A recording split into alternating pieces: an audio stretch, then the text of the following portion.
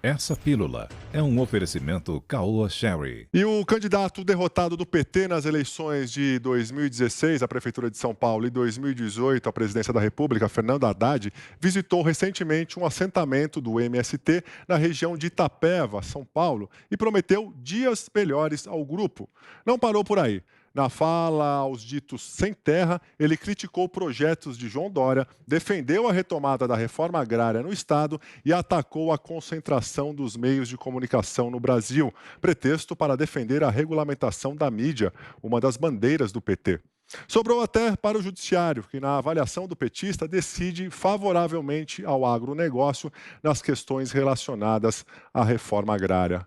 Augusto, falou para a torcida, né? Mas volta a tocar na questão da regulamentação da mídia. Eles falam para a torcida como quem quer perder o jogo, né? Porque essas bandeiras que eles vêm defendendo, ele, né, o fabricante do poste que ele que é o Lula, eles estão defendendo a censura à imprensa, a abolição, na prática, do direito de propriedade. Você vai conversar com essa turma aqui, você está... você está sublinhando que deseja o fim do direito de propriedade. Com um governo desse, ele pretende ser governador de São Paulo, né? Não será. Mas se você elege o Haddad, você não tem mais a restituição de posse, né? A reintegração de posse, você não devolve ao proprietário a terra ocupada, depende da vontade do governador. O governador que não aciona, não pressiona a justiça para fazer isso, justiça não se move, não, essa é uma pressão legítima. Então eles dizem isso, que país eles querem? Com o que se parece esse país desenhado por esse tipo de promessa? Não precisa ser muito inteligente para descobrir que é a Venezuela, né? Ou Cuba. Deem uma olhada nesse país aí e decidam. Vocês querem ficar assim? Acho que não. Fiuza, queremos escutá-lo sobre esse aceno do Fernando Haddad aos membros do MST. Mas o Fernando Haddad é o quê? Eu até me perdi aí. O Fernando Haddad era o poste, não é isso? É o poste do presidiário ungido dentro da cadeia, né?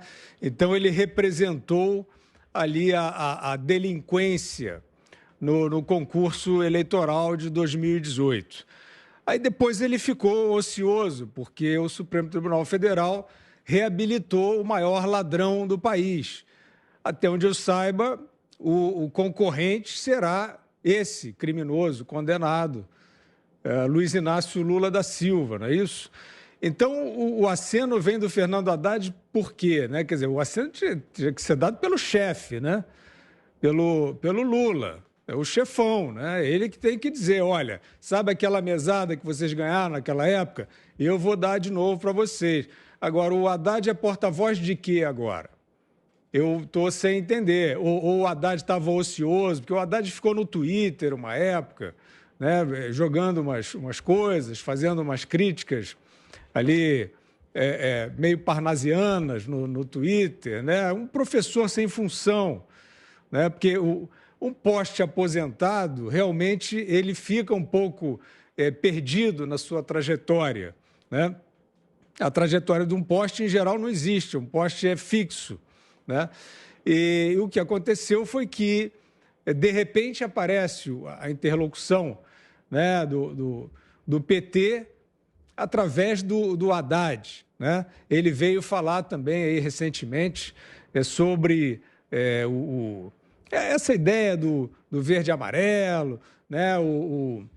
Essa tentativa, eles nunca sabem se caracterizam ou descaracterizam, né? O Haddad, do primeiro para o segundo turno, ele mudou de cor, não é isso? Ele virou verde e amarelo. Então, eu acho que a gente está assistindo, Gabriel, na verdade, um mise-en-scène de personagens que são herdeiros do maior assalto da história neste país. Eles estão à solta porque eles têm bons padrinhos, né? Sabe-se lá como foi cultivada, sabe-se lá não, sabe-se, né? Como foi cultivada essa linda relação. E eles estão aí, só que eles estão paparicados por parte da elite, eles estão paparicados por esses pseudo-intelectuais, por subcelebridades, por revolucionários da Vila Madalena, né? É essa vida desses personagens. Povo eles não têm, povo eles massacraram, né? O povo eles arrancaram o couro, né? Roubando e gerando a maior recessão da história deste país. Eles devem, Gabriel, na minha opinião, estar confiando cegamente nessas urnas não auditáveis. Só pode ser porque eles não conseguem nem sair na rua. Zé Maria, semana sim, semana também, alguém do PT fala em regulamentar a mídia, né? Pois é, veja bem, o que mais me impressiona não é nem o PT, através do Haddad, dar guarida aí, é um grupo que já está proscrito, né? Você vê que ele não tem mais ação porque cortaram o financiamento daquelas hordas de pessoas que ficavam invadindo propriedades alheias. O que me preocupa é o ataque a um setor produtivo importante do país. O agronegócio hoje é um dos pontos mais importantes do PIB. Há, inclusive, contas e situações que mostram que o poder mudou de mão aqui no Brasil. Então, aqueles poderosos industriais e tal, comerciantes, hoje o grande poder está exatamente na produção rural. E quando a gente fala, eu fico à vontade para falar, porque eu sou exatamente, minha origem foi de fazenda, né? E de interior. Quando a gente fala assim naquele produtor rural de antigamente, o fazendeiro, não, hoje são grandes empreendimentos de maquinários que custam mais de $1 milhão, né? E ali um partido que se coloca como possibilidade de poder ataca o que vem dando certo. Ataca o que vem garantindo, inclusive, o crescimento do Brasil, é a chamada âncora verde do Brasil, que é o setor produtivo do agronegócio. E ele ameaça, isso aí é uma ameaça ao grande negócio.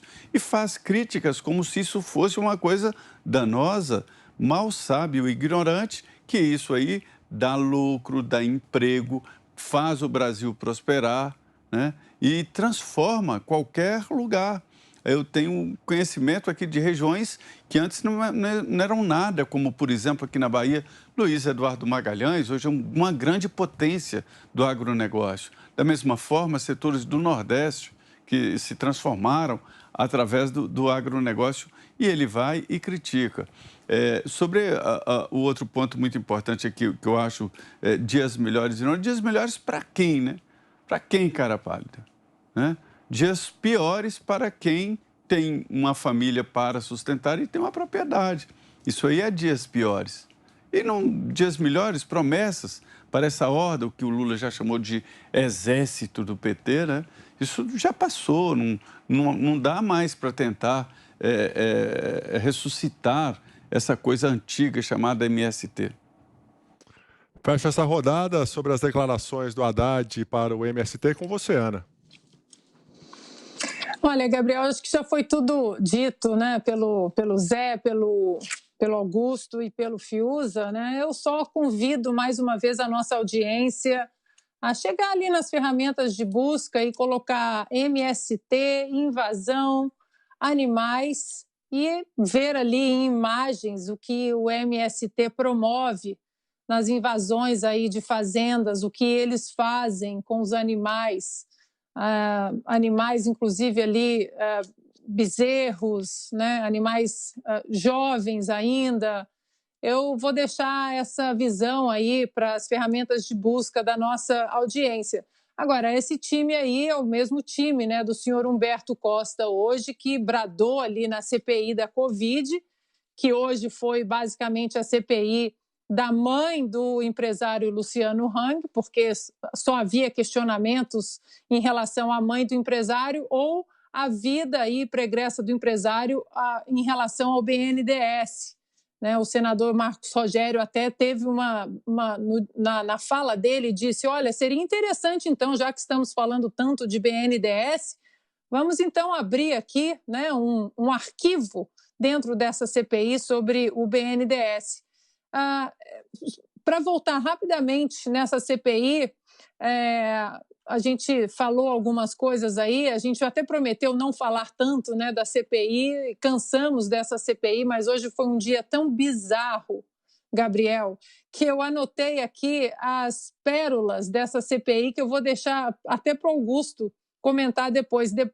Antes, nessa CPI, nós ouvimos a palavra infectorologista, né? O senhor Renan Calheiros falou infectorologista. Hoje ele disse criptomoeda, aí se referindo ao Bitcoin, né? Alguma coisa relacionada às criptos, ele disse criptomoeda. E o senhor Omar Aziz, ele disse comordidades, pessoas com comordidades, depois repetiu também pessoas com comordidades.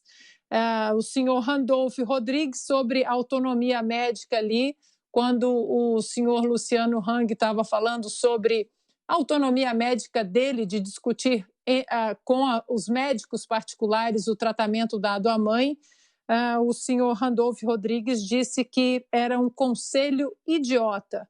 Aí está aí, criptomoeda tivemos hoje e comordidades. Augusto, já que você acionou, eu queria que você falasse aí sobre esse neologismo da CPI hoje. E eles criticam, se alguém perguntava para o Luciano, quando ele falava qualquer coisa, você é médico? Você é médico? Então, e ótimo, quando ele começou também essas coisas me chamam a atenção, porque realmente eu fico pensando na cabeça atormentada dessa turma, né? Quando o Luciano começou, já encontrou, certamente cruzou em algum lugar, mas olha, o Renan estava louco para dizer o que os outros disseram. Tem que chamar de senador, Vossa Excelência, ele chama de Vossa Senhoria.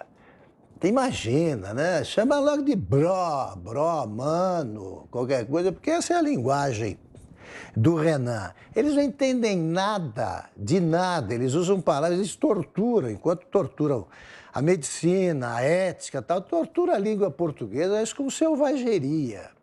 Selvageria. Eles não entendem nada de nada. E a cada intervenção, né, das pessoas, você tem vontade de pegar um dicionário e jogar na cabeça deles para ver o que acontece. Porque aparece uma senadora, que eu também faço questão de não decorar o nome, que eu não sei quem é, mas ela é representante feminina, hein, Ana, hoje. Não estava lá a Simone e ela falava coisa... Não, mas é um senador da República. E eu sou uma senadora da República. Eu acho graça, né? No fundo, eles sabem como é que o povo encara um senador da República. Imagine essa figura, se ela aparece aqui na Avenida Paulista, que é o grande teste, né? É o nosso palco das pesquisas, o teste da Paulista. Aparece por aqui com o megafone e fala assim, eu sou senadora da República. E aí vê o que acontece, porque ela vai acabar, ela nunca mais vai achar que isso daí melhora a vida de alguém. Melhora enquanto você faz as coisas escondido, né? Ana, vi que você levantou o dedinho aí, você tem direito à tréplica agora. Não, a tréplica é porque o Renan Calheiros disse criptomoeda. Criptomoeda. Criptomoeda, mas Augusto, eu acho que ele quis dizer cleptomoeda, né? Pronto. Que eles são os especialistas na cleptomoeda. Cleptomoeda, exatamente.